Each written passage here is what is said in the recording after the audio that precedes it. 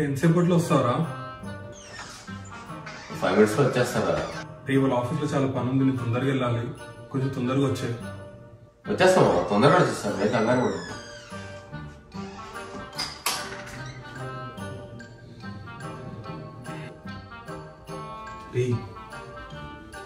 వీడేంద్ర బాత్రూమ్కి వెళ్ళి కంటే ఇంకా రావట్లేదు.